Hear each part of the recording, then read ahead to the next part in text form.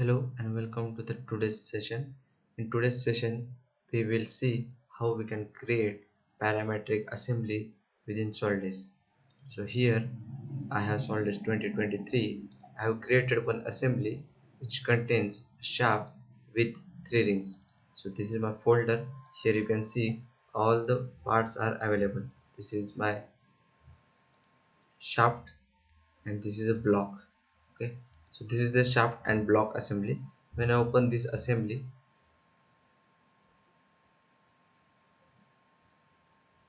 so here you can see assembly has been opened. Okay, so I will hide these PMI dimensions. Okay, so when we go to the tools variables, here we can see all the variables in assembly model. This is linear dimension 1, this is linear dimension 2. Okay, and this is the radial diameter. Okay, this is the main dimension. Okay, here you can see that main dimension is driven by this path. At this path we have one Excel file, so I will just double click on that path. The Excel file will open. So here you can see that Excel file, the value is 250. Okay, when I delete this, when I change this value, suppose I make this value 250 to 500. Okay, and save this file, close this file. Here you can see this value has been updated, and similarly my model get updated. Okay, so what I will do, I will click on the peer variable and select the block. So in this case it will show only the dimension from the block. When I click on peer variable and select this shaft, then it will show all the dimension in the shaft. So these are the dimension from shaft. So what I will do, I will open both the models separately. So this is the block, this is the shaft. Okay, so in shaft, what we have done, we have created one sketch and we have extruded that sketch.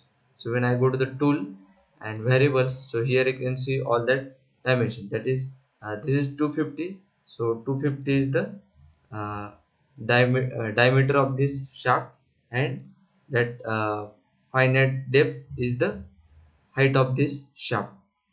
And I cannot change this value from here because that values are directly linked with the block. So when I close this and switch to the block, and when I click on the variable, here we can see all the variables related to the block. So length, so this is the length of the block, and this is the height of the block. Here you can see this is the whole diameter of the block, the whole feature of the whole diameter of this whole feature. Okay, so what I have done here, I have maintained that whole diameter dependent on length. So when length is 500, that whole diameter will be the uh, 500 divided by 2, that is L by 2. And the depth, height of this block is length plus 50 mm. So that formula I have created here. And now these two parameters are depend upon length. This parameter and this parameter are depend on length, and length is depend upon this assembly parameter. Okay, so here you can see in parameter folder we have assembly. In assembly we have this value, our length is dependent upon this value. So what I will do, I will close this and go to the assembly and variable. So in variable, here you can see this is the main, this is the value which we have uh, given to the block. So how we have given that value, just select this row, right click, copy link, close, go to the block, and again go to the variables. Suppose I want to get that value here. Suppose I have created one variable x, and I have just pasted the link. So here you can see that value will get here. So I don't want that value right now here, so I will delete this. Okay, similarly we have created here. Okay, that we don't need here.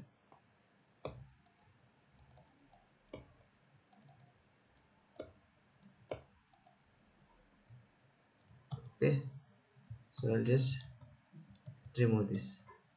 Okay, so and in block we can you can see this is the this main value depend upon the excel. Okay, so what I will do when I open the excel file, just double click here and make any changes. Suppose I want to make it as 1,000. Okay, save this file, close this file. Okay, that block get automatically updated. So this is the parametric modeling.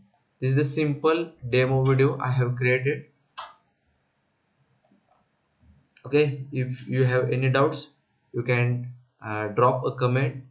I will give a detailed uh, uh, explanation how we can create this model. Thank you.